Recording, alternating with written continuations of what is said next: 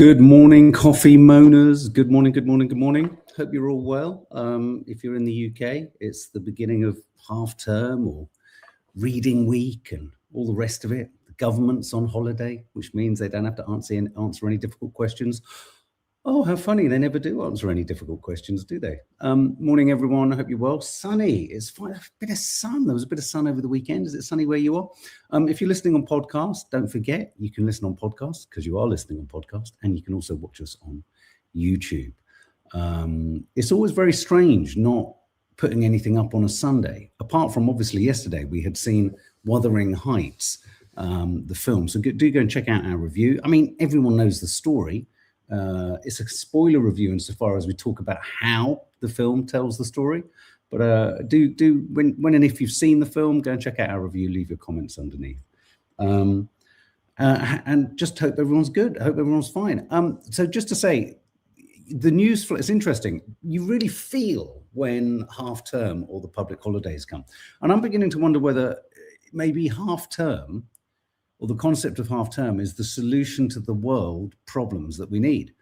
If everyone in the world was on half term at the same time, I've got a feeling everything would calm down, things would chill out a little bit more, wars might stop, people might just not be bothered. It's weird, isn't it? Because you can feel it here. You can feel that the journalists are on holiday, you can feel that the media is on holiday, but you know for a fact that all the monstrous bastards running the countries behind the Epstein files in Israel, they're not on holiday. Well, in fact, they are on holiday, but they're not stopping doing what they're doing. We do a video, we do. Well, yeah, but we don't. So what are we talking about this morning? Well, it's a kind of, I mean, we're not really, well, anything is possible. So I'm going to ask you whether recent analytics on photographs did Ghislaine Maxwell have a body double when she testified? There's more and more images keep being posted of a flatter nose and a different shaped head and all this kind of stuff. So we're gonna tickle at the edges of that. Pepper's great. She's just sat here just chewing on a fluffy, what is it? Penguin. The British Museum erases Palestine or references to Palestine. This is a shocking cultural erasure story brought about, not surprisingly, by UK Lawyers for Israel, a remarkable group of lawyers who spend all of their time tirelessly ignoring the fact that a live stream genocide has been committed by Israel, but tirelessly combing through public organizations, the media, trawling through social media, looking for people that they can somehow threaten or create a bear trap for them to fall into in order to change policy, change language, and just slowly erode Palestinian statehood, the concept of it, the concept even of Palestinians having, being worthy of life. And it's just a drip effect. And that's what we're in right now. We're in the, I don't want to call it post-genocide because the genocide is still ongoing. The conditions are ghastly. The pressure on Palestinians to survive is extreme. And the killing is happening in a different way. And it's about to start with executions in Israeli prisons, et cetera, et cetera, et cetera.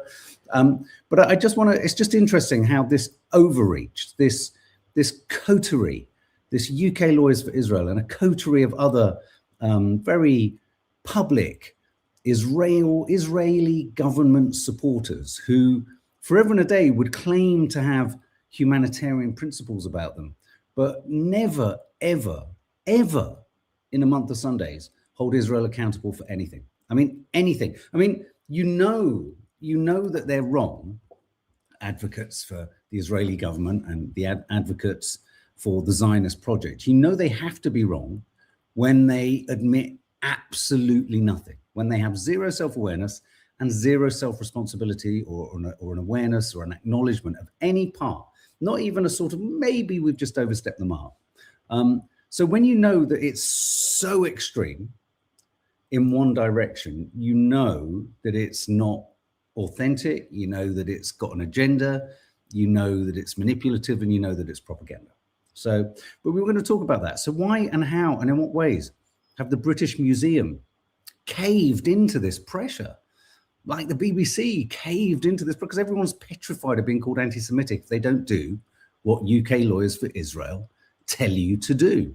Let's not forget, well, we'll get onto that. And also, I want to talk about social media ban. I've got in the title, social media ban, bad for politics. It's half term. Labour don't have to answer any difficult questions. Oh, funny that, they don't answer difficult questions, do they? Of course, they just don't take questions.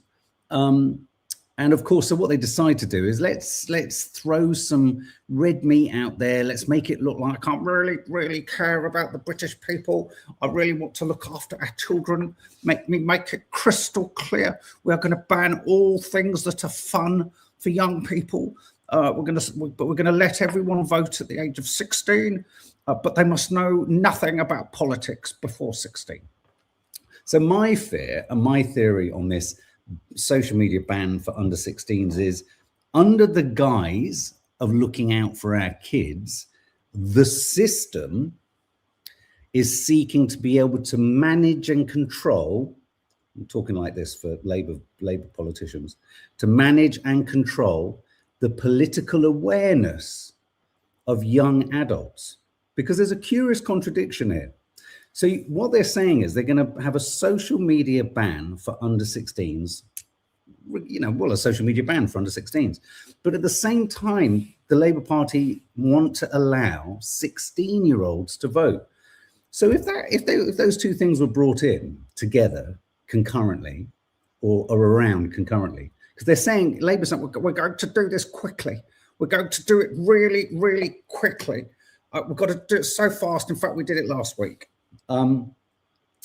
So if they do that, then yes, they're betting on the fact that lots of youngsters will struggle. Not all of them. Most youngsters are tech savvy. They'll get around it. They'll use their parents' phones, or they'll have other ways, VPNs, all that bollocks. Careful of VPNs, though. Some of the most VPNs are, I mean, I don't even know what they are. What does it stand for? VPN. But that's the way of getting Wi-Fi, watching shit everywhere in the world without having any fucking limitations. The major VPN companies, am I right or wrong, YouTube, are owned by principally Israeli-facing companies, or companies that are incredibly supportive of the Israeli regime.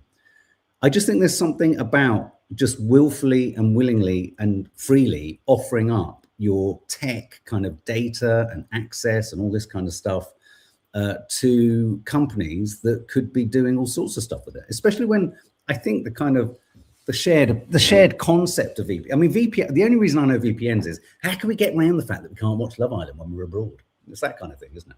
Well, you can well imagine people use VPNs for all sorts of other untoward content. But who's got the data on who's looking at what through the VPNs? Anyway, I don't want to get into that whole fucking, I don't want to get into the technicalities of that. But for example, on another note, for example, Pornhub, I think, is owned by the biggest percentage owner of the Pornhub company is, again, also an Israeli supporter. And just think about how compromising any kind of data relating to anyone's usage of porn becomes. It's not a million miles away from the blackmail honeypot. Is it honeypot trap? Honey trap of Epstein. Honeypot. No, I'm thinking of Winnie the Pooh now. So yeah, social media ban. I personally think is bad. The problem with that, I get what you're saying, YouTube. The problem with that is, of course, at the same time, we have major concerns and major issues, and we need rail guards in place to prevent certain content landing on the devices and in front of the faces of kids. I think perhaps, well, we'll get to that. What other ways of managing social media content for under 16-year-olds could be used that won't necessarily be exploited for political ends? Because, of course, look at where we're at now. We have a Labour government who's prescribed a direct action pressure group as a terrorist organization. So you're not a million miles away from kind of saying, well, anyone who advocates for Palestine is a terrorist. And I'm pretty sure that when and if Reform get into power, those are the kind of definitions we're going to be dealing with. They're going to become more egregious. Whatever little wriggle room there is to protest the situation with Palestine will be utterly eroded by Kemi Baden-Cock and Nigel Farage pants. And then if these rules are in place with social media already kind of, beautifully constructed and laid out by a Labour government, then of course they'll just make them even more sort of severe. They'll make the guardrails even more guardraily, if you know what I mean. Do you get what I mean? It's like the Labour Party are setting all the infrastructure in just all the right ways because they're wanting to be like reform, but not really like reform. But what they're doing is they're laying the foundations of control and the erosion of civil liberties and the control of social media. They're laying all the foundations and all the groundwork for it, and then reform can just come in and go, yeah, brilliant, just build on that. Mila Hofstein, we have it in Australia, and kids get around it. Kids will get around it. I think what one needs to do is make the ability. Seeing as we're on this topic, we may as well stick with it and do it. One of the things I think they need to do is be as robust with inappropriate content as they can be. We've said it so many times with copyrighted material. It seems that when things involve money, you know, the algorithm and the system can robustly protect and demonetize and remove from being uploaded, all that kind of stuff. So why can't they do the same thing for other content? Reverend Wolf VIP, I do love your name. It's sort of sinister and also amusing all at once. We talking pedo politicians talking about child safety. Well, I mean, I wouldn't necessarily put it quite like that. There is some deep, dark irony, isn't there? That the Epstein files seem to suggest that the running all the way up to the higher echelons of society, there's dirty, fucking, nasty bastards. And these are the same people who want to control what our kids see. It does feel a little bit contradictory, doesn't it? We're going to control social media for under 16s, but we're not going to tell anyone what everyone did actually in the Epstein files. In fact, the Epstein files are done. We're going to talk about that. Pam Bondi said, we're done. All you can see, everything's been seen. Yeah, nothing more to see here, as they say. Potholes. I just thought I'd say that. I just wanted to say potholes. People miss the bigger point, says MeTube. We often do. Sorry, MeTube. This isn't about current generation of kids. It's about shifting expectations of future generation of kids. But do you not have any of my concerns around the idea that will this not spill into and away from obviously suicidal content, weight loss content, self-harm content, drugs, porn, abuse content? And could it not just spill into extreme political opinion? And then whose definition of extreme political opinion? The Americans want no regulation whatsoever. They want their kids on social media to control them. That's interesting. Well, I suppose, yeah, because they're going to control it like TikTok, you mean?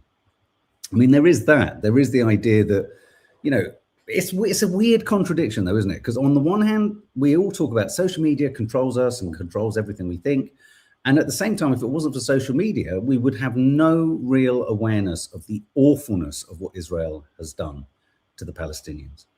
We wouldn't have as much awareness or kind of analysis of what has been thrown out, delivered to the public in the Epstein files.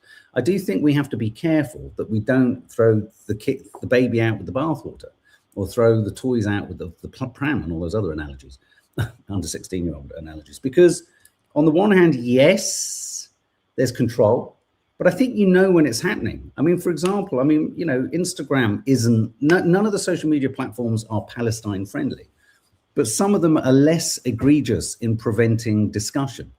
I mean, we don't ever, obviously there are accounts and people talk about things in a way that's kind of so unfiltered, it verges on hate. But I mean, we really keep pushing the point and discussing the contradictions and the hypocrisies and the complicitness and all that kind of stuff. And at this point, touch wood, yet we haven't had a strike.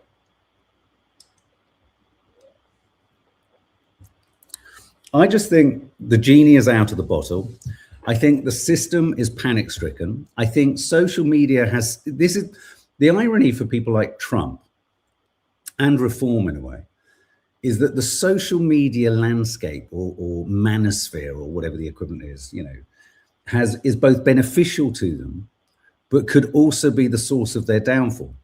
On the one hand, it allows them to be able to say stuff that the mainstream media doesn't allow them to say, like Trump, But then at the same time, once they're in power, careful what you wish for, because the same beast can bite you on the arse. And I think what's happened with Trump is exactly is totally analogous. You know, he campaigned on the Epstein files, didn't probably think it was going to get this far. It's gone this far, and now he's ruining the day he ever campaigned on it.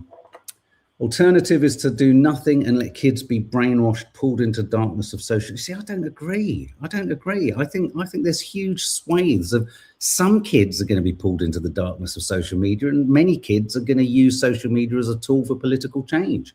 And I've got a horrible feeling that the government and and Starmer and all that just will. That's a beneficial part of it, whilst they pretend to say that they're going to look after our kids.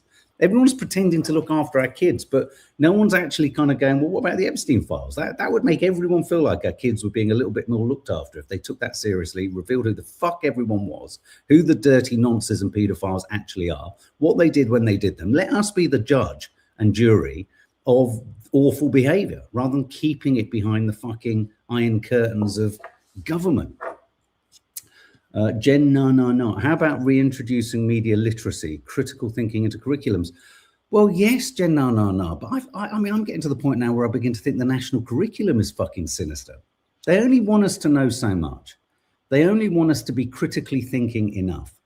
I've said it so many times. I said it recently. I'll say it again. You know, voting and democracy, they wouldn't let us do it if it was really effective. What it is, democracy and the spurious idea of voting, is it allows us to think we have agency. It allows us, and yet at the same time, it doesn't really. How many people here sit in constituencies in the UK, and I'm sure it's the same in America and other democracies, where, you know, the majority say here for our Labour MP is 16, 20,000. It's massive. I think it's going to be different at this election.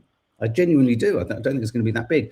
But for so many years, people have just gone, well, I'll vote for Labour. But I mean, you know, it's a safe Conservative seat, or it's a safe Labour seat. I mean, you've got it on that. You've got it on the localized level, that it's inefficient. And then on the macro level, even if you change, it's like different fucking color, different party, same shit.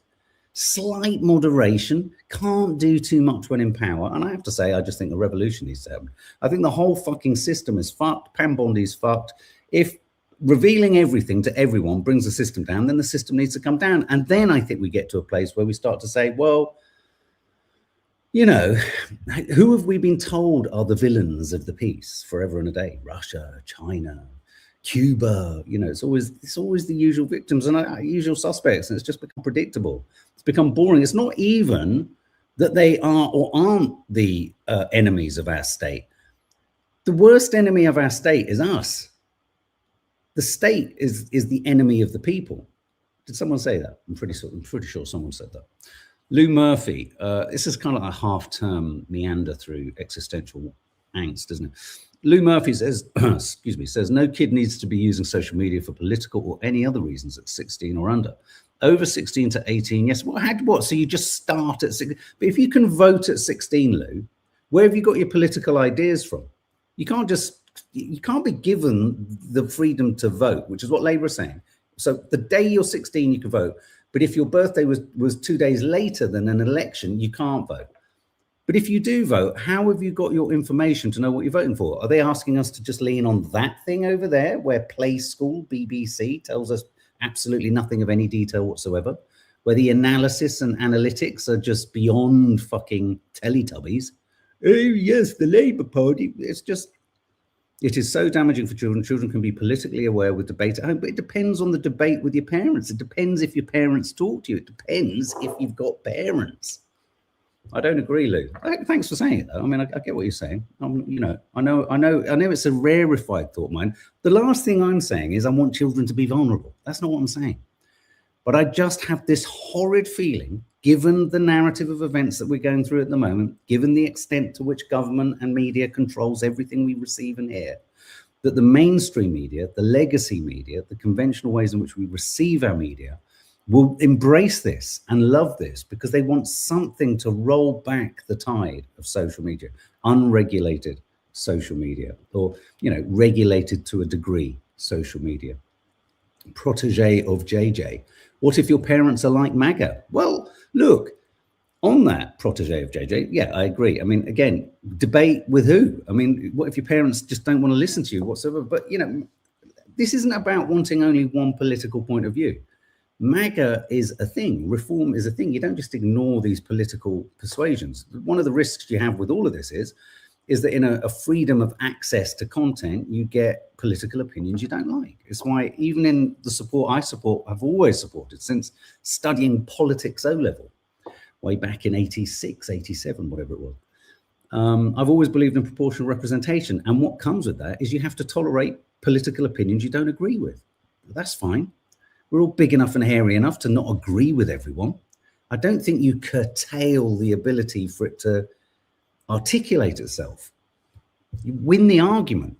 Don't stymie the oxygen to have the argument. And I genuinely think a complete ban on social media for under 16s will have one side effect will be, yes, potentially it will protect them from the most egregious content, which is mental health issues, all the rest of it. Of course, there's the other side of social media and tech that is in and of itself addictive. But the same was said of television when it first came out.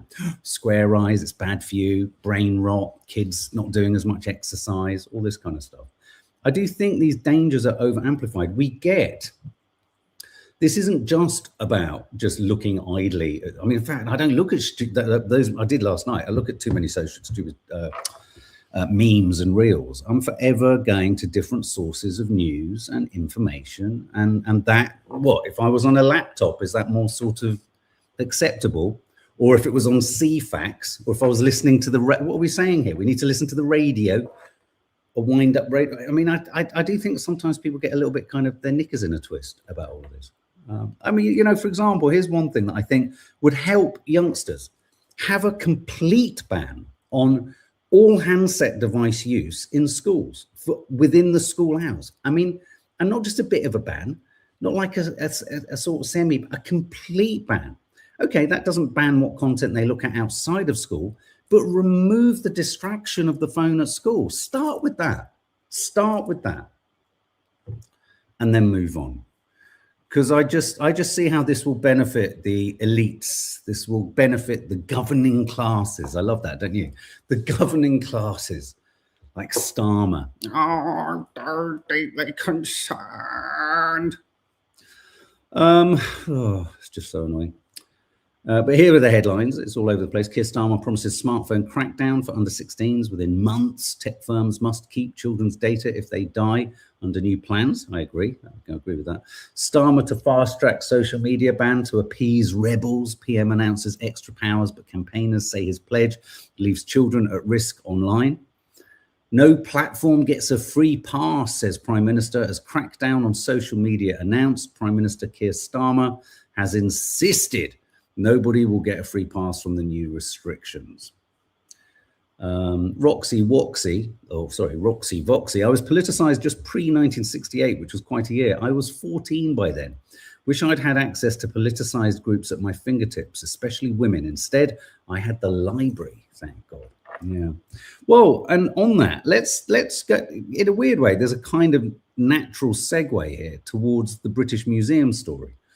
Number of you, or someone mentioned the national curriculum. I'm talking about not using phones in school. I'm talking about the import. For me, I was becoming so politically aware. I was politically aware at the age of 16, and that was really helped by the fact that my mother, brought me up in if not in my teens, but certainly when I was much younger, very active, feminist, left-wing leaning, household, home, flat, whatever you want to call it. And, and I remember being in class thinking even back then, oh, this system seems really sort of outmoded and out of date, even for my mum coming from a gay family, all that kind of stuff. The system, the mainstream system, what they teach us, what is safe is a very dangerous concept of what one person's safe is actually someone else's route out of here.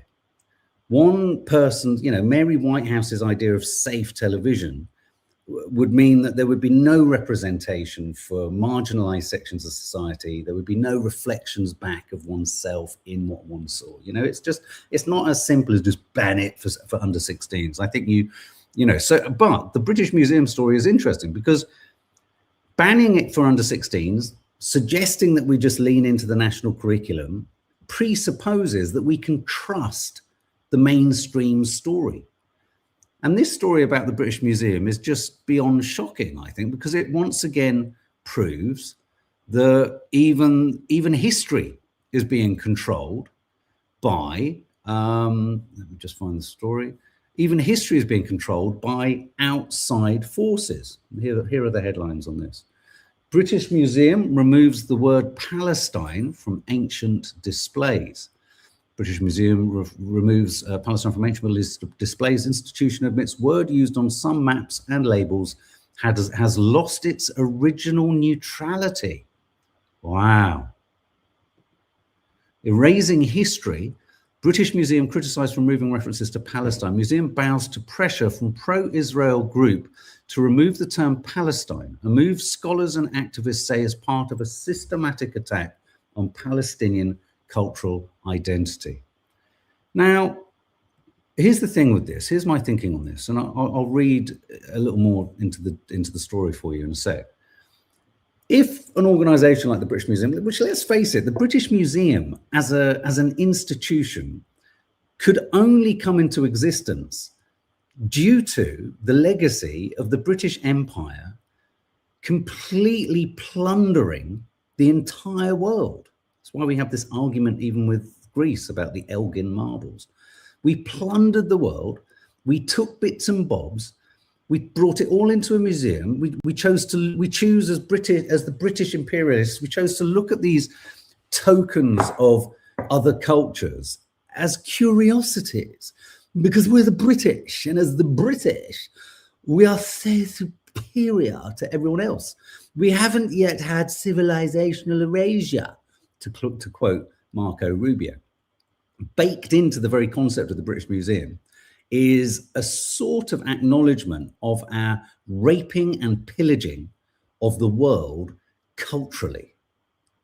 That's why I don't go there anymore. I've just always thought it's a temple to imperialist colonialist rule. And of course, in the modern age, the British Museum sought to turn itself into a what's it called? A sort of, not receptacle, a sort of a location or a venue of reflection, diversity, instructive. They've probably got literature all over the fucking British Museum saying we own our imperialist past and recognize that we went into all this bollocks. But for me, it's a looter's paradise. It's an imperialist looter's paradise. These are the relics of piracy, cultural piracy. And yet, at the same time, in their effort to kind of make it all okay, they try and be kind of fair. And now, if the British Museum was saying, "Look, we're going to rehaul and do an overhaul rather, and a rehang of everything, and we need to kind of use different phraseology to refer to different places." The part of this story that's unforgivable is that this has happened in response to the UK Lawyers for Israel's pressure. And so the erasure of history, I'm just going to read for you, not from our mainstream media, but from Middle Eastern Eye. So the British Museum has removed references to Palestine, a move condemned by scholars and activists as part of what they describe as a systematic attack on Palestinian cultural identity and history. The museum removed the term from exhibits on ancient Egypt and the Phoenicians, saying the word was not meaningful as a historical geographical term in that context. According to The Telegraph, the move followed a letter from the controversial pro-Israel group UK Lawyers for Israel. They argued that the term Palestine in the exhibits, listen to this, has the compounding effect of erasing the kingdoms of Israel and Judea and reframing the origins of the Israelites and Jewish people as erroneously stemming from Palestine. So basically, what UK Lawyers for Israel don't like is they don't like what happened there. And we're once again in the territory of debating and arguing over biblical references, biblical names from a work of fiction, or even if it's a work of fact that has been fictionalized and adjusted and altered by countless different people, including Trump's own gold Bible or whatever it is. So and they have form, and that's where this becomes problematic. They have form.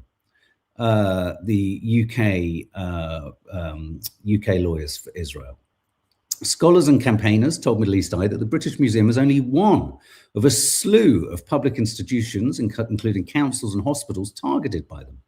Apparently earlier this month, the Encyclopedia Britannica amended several entries to its Britannica Kids section relating to Palestine, including the removal of the term from maps of the region following pressure from UK LFI.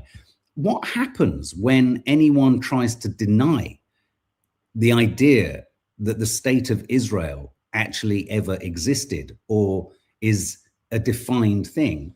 You get shot down as being anti-Semitic, as being anti-Israel. And of course, if you are anti-Semitic, you're going to want to question the very nature of the state of Israel. But you can also challenge the way in which Israel was created, the state, the modern state of Israel. You can challenge the way in which it was foisted upon Semites in the region. But I just think this pressure from this group is just appalling. In February 2023, London's Chelsea and Westminster Hospital removed an artwork that was designed by school children in Gaza. UK lawyers for Israel claimed that the move came in response to patients' complaints. But a Freedom of Information request forced the hospital to admit that the only complaint submitted was by the UK lawyers for Israel. So they have history. They have, there's proof that the UK lawyers for Israel have played hard and fast with the truth. When they say there are complaints, more often than not, in that instance with the Chelsea and Westminster Hospital, it was only they that complained. Imagine that.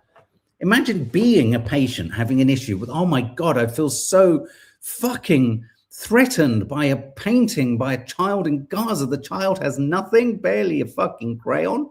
And I have to look at that in my expensive, swanky Chelsea and Westminster Hospital in the most poshest part of London. Oh, get rid of it.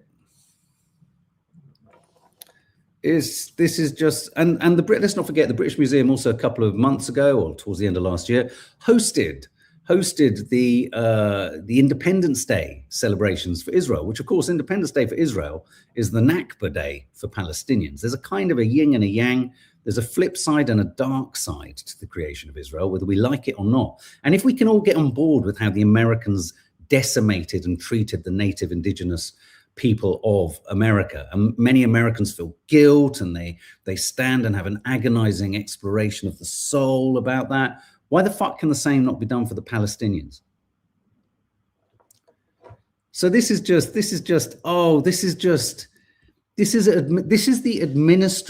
continuation of the administrative genocidal erasure of Palestinian statehood. That's what the UK lawyers for Israel's actions here are.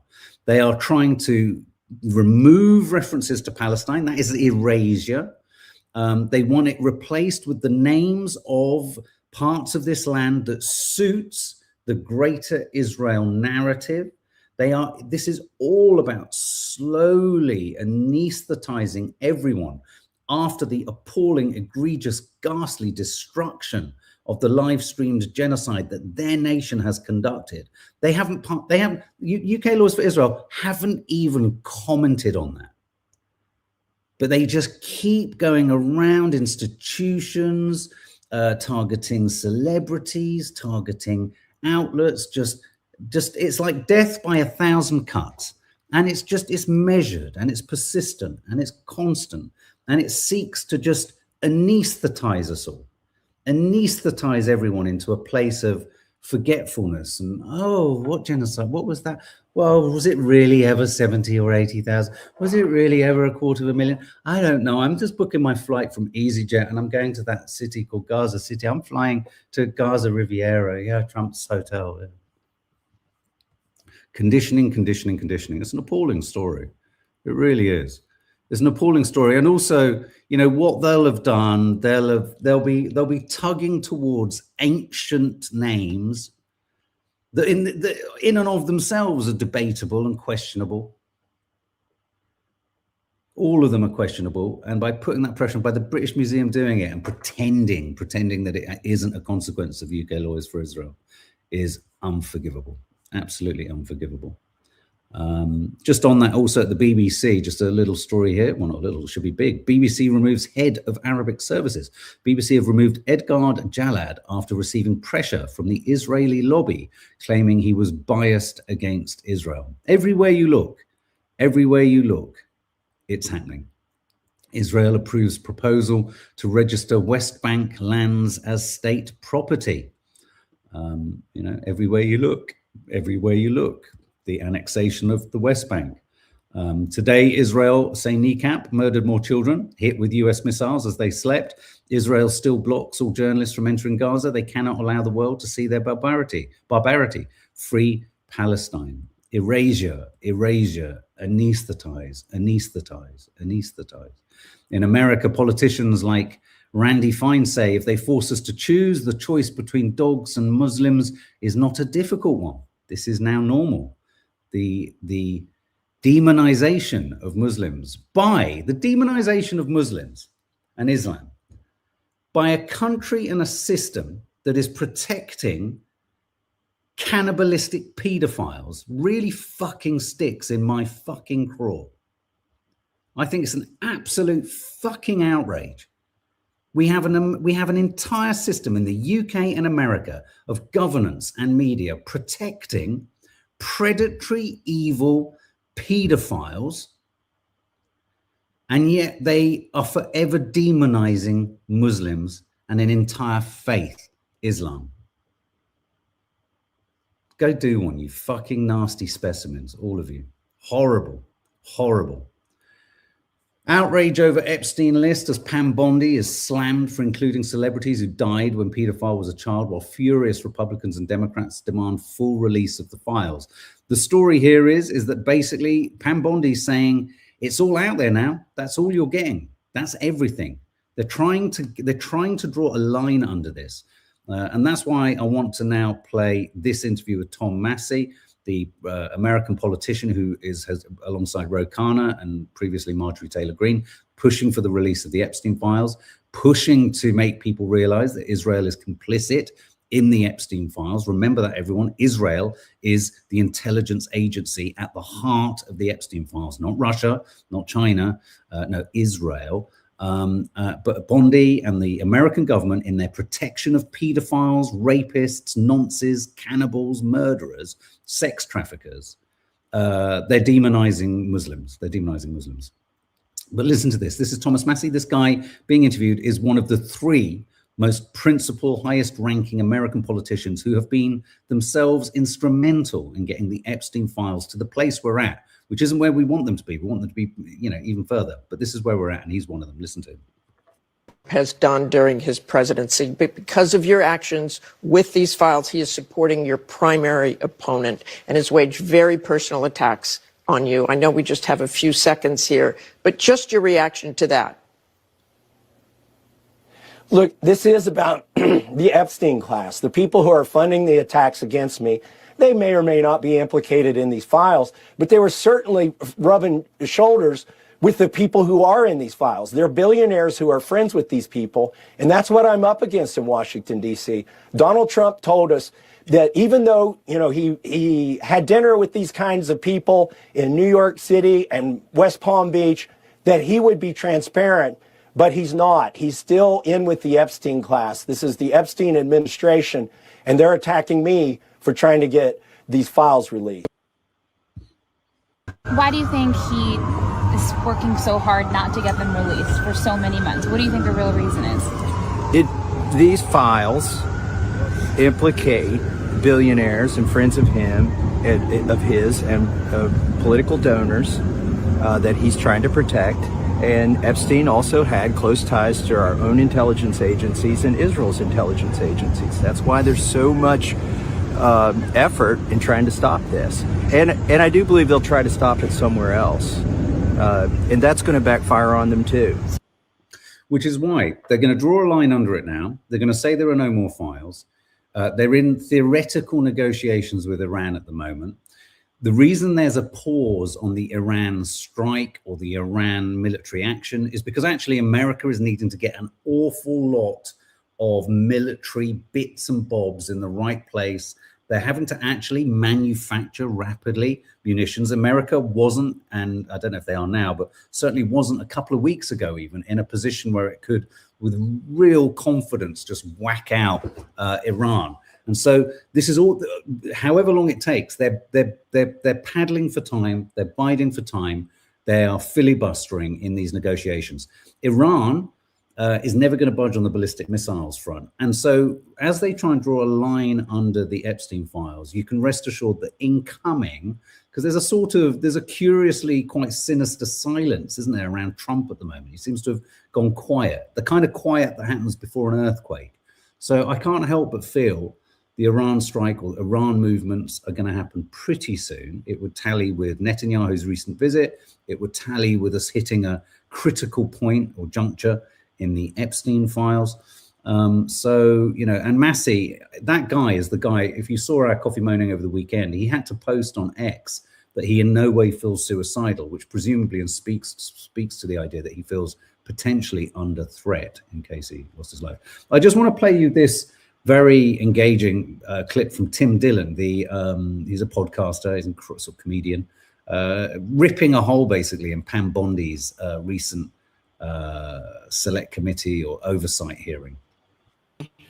Here she is crashing out, as the kids would say, about why she has not indicted any of the billionaires, kings, prime ministers, ex-presidents that are on the Epstein list. The Dow is over $50,000. I don't know why you're laughing. You're a great stock trader, as I hear, Raskin. The Dow is over 50,000 right now. Americans' 401ks and retirement savings are booming. That's right. That's what we Who should cares be if we talking kidnapped about. their children? What does it matter? Who cares if we kidnapped their... The Dow is up. Who cares if we snatched your kids and took them to an island to abuse them? The Dow is up. So what? We perform sacrifices to deities so that we can have their power. The Dow is up. Why don't you shut your mouth about the kids that we abducted and sacrificed so we can please Lucifer? Basically, what she said there is we have to let these pedophiles have got away with what they've done, because if we go for all of them, the entire system will collapse and your money in your American equivalent to cash-free or, you know, investment ISAs will go through the hole. She's appealing to the basest monetaristic aspect of every middle-class American family. You know, the Dow is up, the stock market is up, and that's why we can't prosecute or name all of the people in these files. That's essentially what she was saying. That's what she's telegraphing. That's what she's telling us. I just want to show you this clip from AOC gaining a bit more traction with younger Democrats in America as a possible alternative. But I've got a problem here with almost anyone that a Democrat or the Republicans put up. It's another caretaker for the same fucking system. Really is. Amazing to me that they say, oh, you can't speak out against this or that. You can't hold that person accountable because it's cancel culture. Now, I'm sure they don't want us to hold pedophilia accountable, and they think having an anti-pedophilia stance would be cancel culture. That's the erosion in culture, morality that is being hinted at here when Pam Bondi says there's no more work here to be done. Really? You are the Attorney General of the United States of America and you don't want to hold any one of these pedophiles accountable? Resign or be impeached. Totally agree with her. Totally agree with her. It's refreshing to hear a politician speak like that. She also speaks about her difficulties trying to represent and be a politician for the Democrats. By my own party. I was told that I was an enemy of my party, that I was going to be the reason why the right won, that I was going to cause that the entire future of the country was in balance, and that I was the reason why we would lose. And what was hurtful about it was that they were telling me this because of what I believed. I was being told this because of my commitment to trans rights, because of my commitment for Medicare for All, which is seen as radical communist propaganda in the United States, that I believe in workers' rights.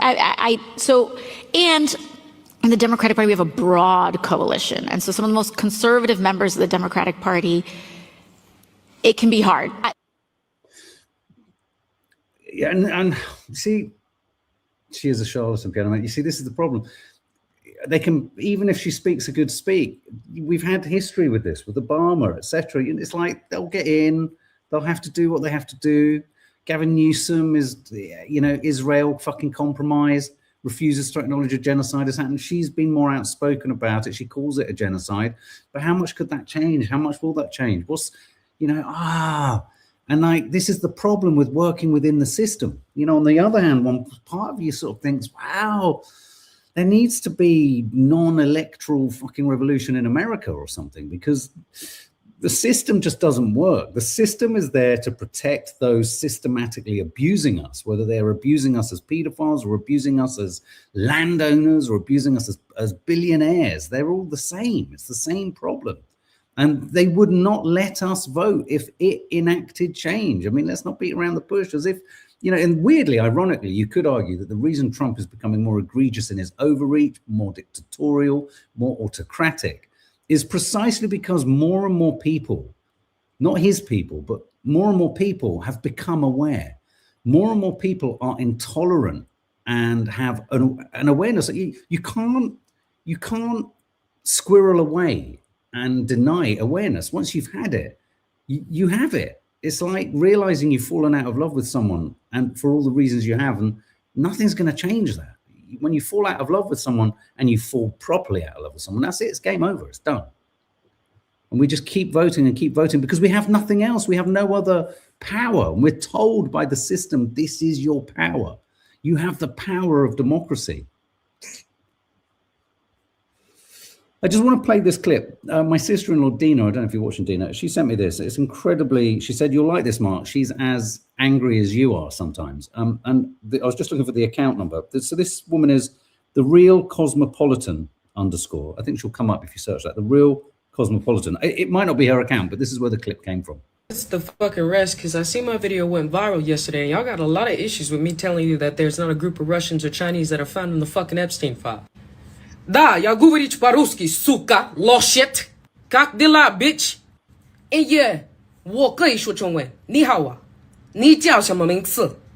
Now let's get something clear, you fucking ignorant buffoons. For anybody and everybody that missed it on these videos, y'all are sitting here and saying that Russia is this bad country and China is this bad country. Bitch, we got presidents that are eating fucking children. That was the goddamn point.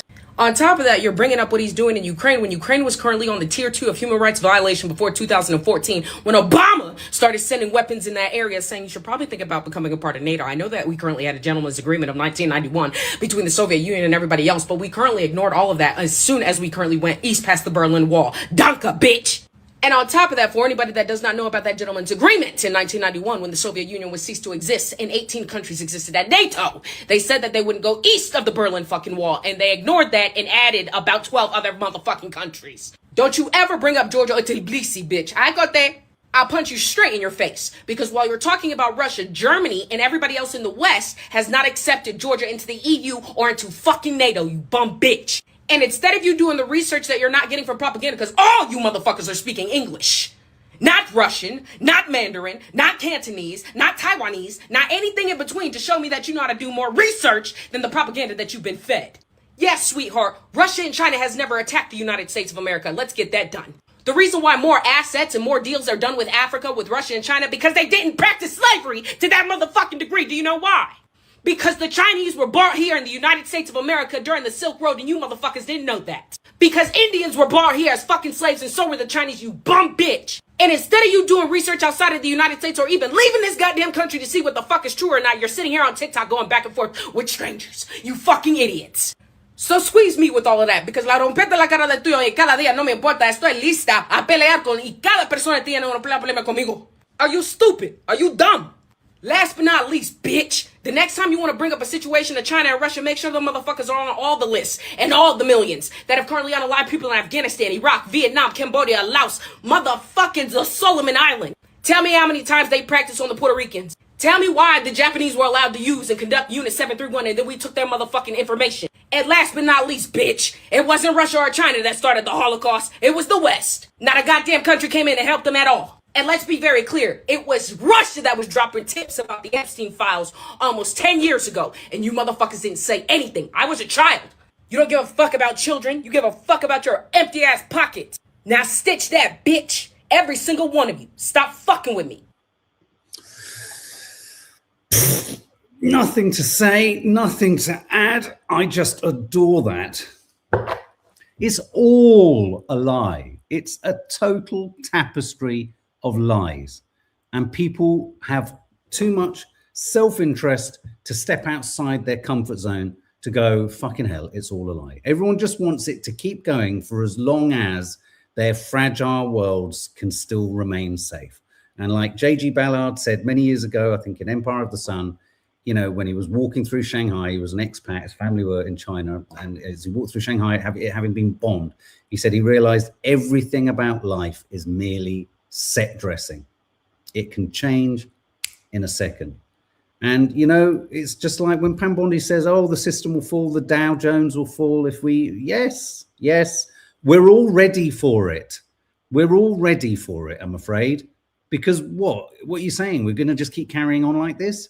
It doesn't work. It doesn't work. Okay, so moving just finally as we wrap up, did they trot out or roll out a different Ghislaine Maxwell? Lots of online speculation. The woman in the middle, historic photo there of Ghislaine, and the bottom right, historic photo of Ghislaine, isn't the same woman that sat down and said no comment for 20 minutes. If you look at the image on the left, and the top right, she really does look like she's got a pair of glasses with a nose attached to it, doesn't she? Here's another one, Ghislaine Maxwell photos. That's not her, in inverted commas, different nose and eyes. Viral theory explodes that body double is in jail. I mean, it could account for why she's been moved to a different prison. Let's just entertain this thought. Epstein didn't die and is in Tel Aviv. Ghislaine Maxwell was scurried out after she had that meeting with the Deputy Attorney General. And we only ever see, don't we? It's weird that we get to see. This is the point. Isn't it weird that we get to see? There's that footage, isn't there, of a Ghislaine Maxwell in the middle distance walking to her sort of building with boxes. Keep everyone outraged that she's been put in a sort of low-level security prison. But what if that isn't her? Epstein, no, she's just fatter. I mean, yes, but isn't it weird that we are in a set of circumstances now where we have no way of knowing, we have no way of being able to confirm or not this, but we live in a time where it wouldn't be at all surprising if we discovered they were using a body double and that she has actually escaped too. And that perhaps they were even using AI, someone's suggesting, on the actual clips that we saw. This isn't AI. This is just the most hideous image you could hope to see. Liz Truss cozying up to Donald Trump. Right about everything. Liz Truss tweets photo of meeting with Trump. I don't even know who she is. I don't even like her. All I know is she's trussed like a chicken. Apparently Donald Trump playing golf at the moment. I did on Instagram post that we were going to talk about this. And this is an important story that I think is going to gain much more traction. We may well cover this tomorrow. I think this is going to... The problem is, as we said, the Epstein files cover up, Mandelson files cover up, bar Wes Streeting's indiscretion of releasing his texts to Mandelson. Unfortunately, on this story too, Starmer is under fire over a Labour group, Labour Together is the name of the group, who went to investigate or sought to investigate various journalists that were themselves trying to investigate the organisation Labour Together. PM facing calls to sever ties with think tank called Labour Together, previously run by Morgan McSweeney over anti-journalist investigation. Starmer facing calls for inquiry into Labour think tank's investigation of journalists. The problem with all these things is, as soon as you know they're going to go to an inquiry, it's cover-up time. You can't keep getting the people who've done things wrong to mark their own homework. They did it in Israel. They keep doing it. No, Israel haven't committed a single crime in the 2.5-year genocide. Labour are going to mark the Mandelson inquiry. Trump's marking the Epstein inquiry. And now we're probably going to have Labour spin doctors marking the Labour spin doctors investigating independent journalists inquiry. What a load of fucking nonsense. Not a single fucking mainstream journalist asks a single fucking difficult question of any of these motherfuckers. And on that line, I'm going to sign off. So guys, thank you as ever for all of your comments, all of your thoughts, and keep them coming in, keep them landing, and we will see you tomorrow for some hot potatoes. I don't know why I said that. I just fancied saying